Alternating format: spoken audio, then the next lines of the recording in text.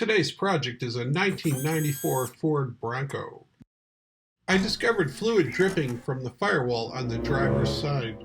This is the telltale sign of a leaking master cylinder rear seal. This is a fairly straightforward job that can be accomplished using ordinary hand tools.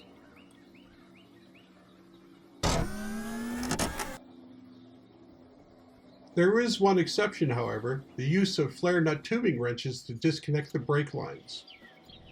The design of these wrenches grip the flare nut securely and prevent rounding over the corners.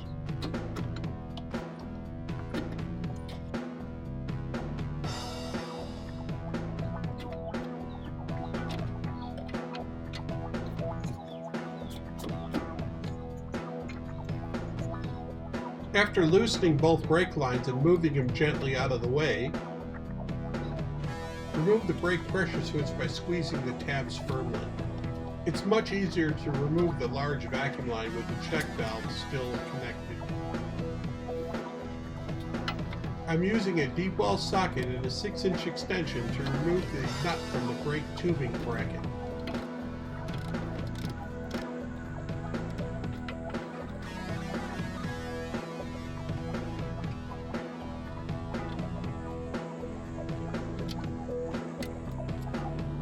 A deep well socket will provide the necessary clearance for removing the nuts from the master cylinder mounting studs.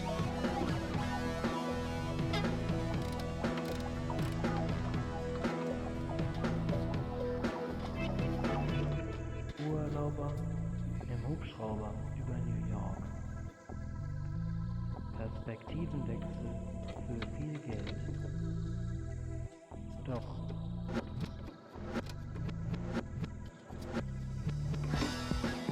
With the master cylinder removed, flip it upside down, slip a thin metal object under the locking tab to release the connector.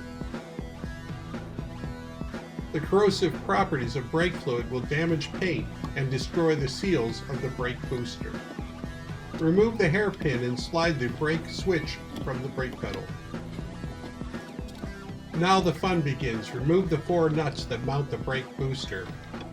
I found a long extension very helpful to give clearance for turning the ratchet. Working upside down in tight quarters is always a challenging situation, so I chose the group Heavy Metal Crew in Hellsville to summarize it for me.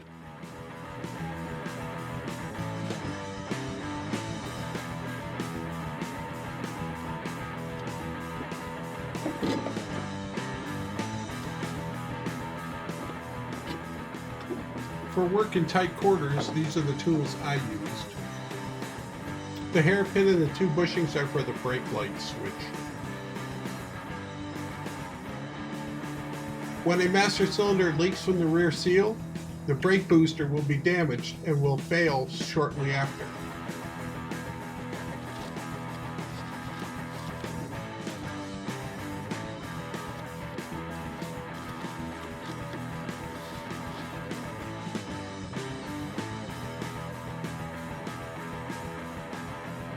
This is one of those jobs that requires 2 sets of hands.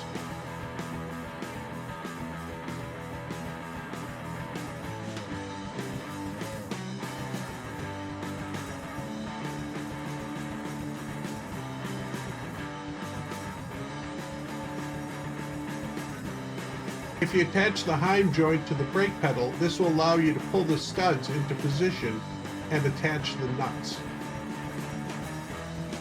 The song is very disjointed and repetitive right now. That's the same way it is under the dashboard, attaching the nuts to the studs.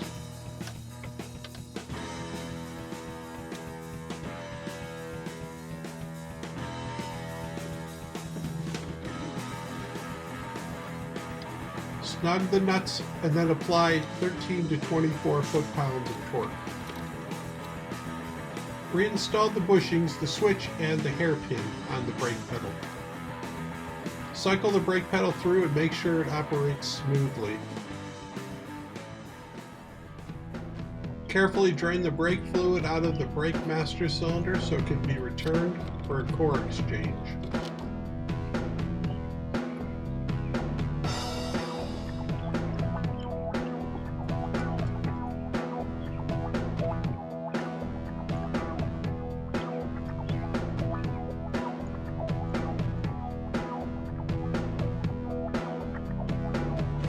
I'm removing the brake reservoir because it does not come with a rebuilt master cylinder.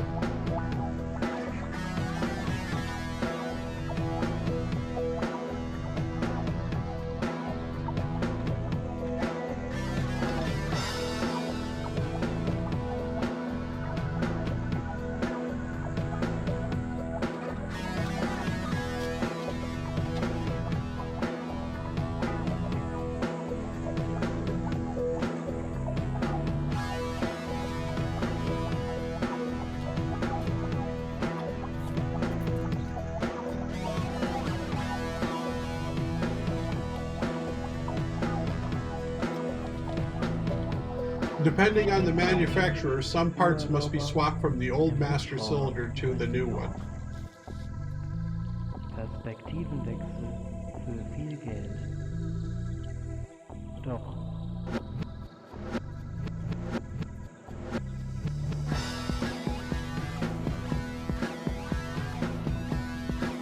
Thoroughly clean any components that are going to be reused and install new seals.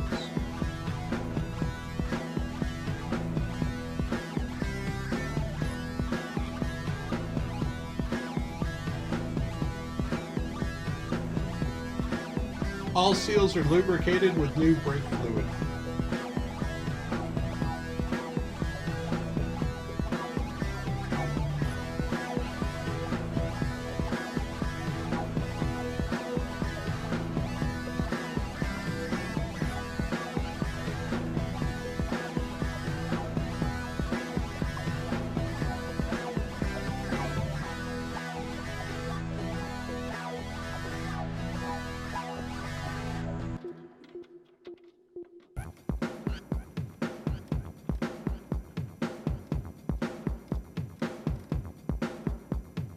Wer am Boden nichts erlebt, erfährt auch nichts da oben.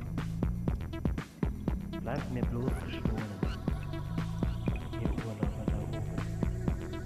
Bleibt mir bloß gestohlen. Torque to 13 to 24 foot-pounds.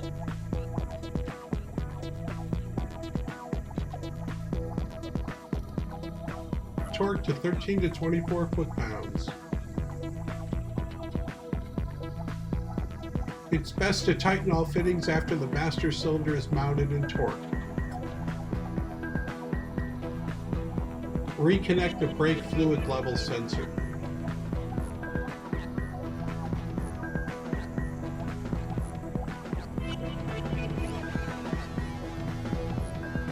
Attach the brake line bracket.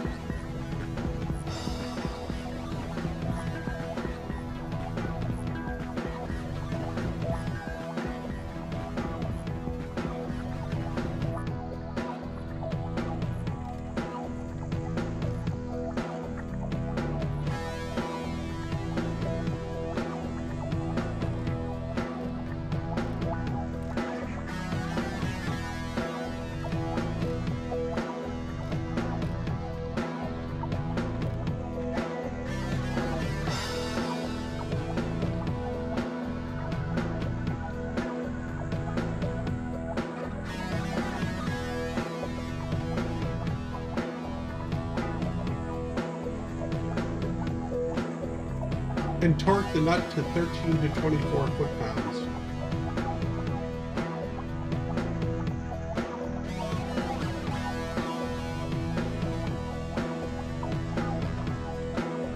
Insert the brake lines into the master cylinder and align the flare nuts and tighten carefully. Im Hubschrauber über New York. Wiggle the brake lines as you're tightening the nuts to make sure they're not pinched or binding. Für viel Geld. Doch. Next, plug in the brake pressure switch. Using a flare nut tubing wrench, tighten the brake lines.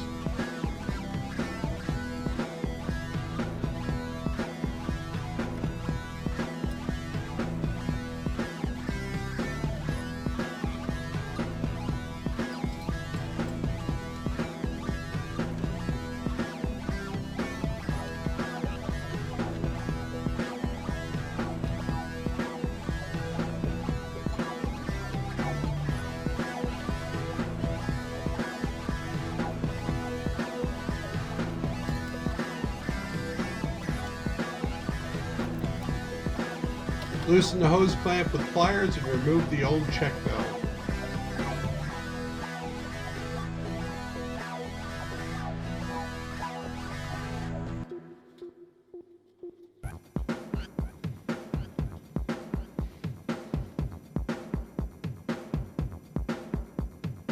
Ja, am Boden nichts erlebt.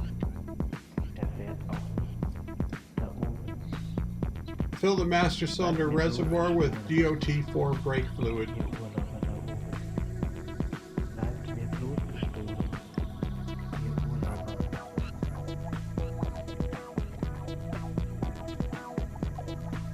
Double check all connections.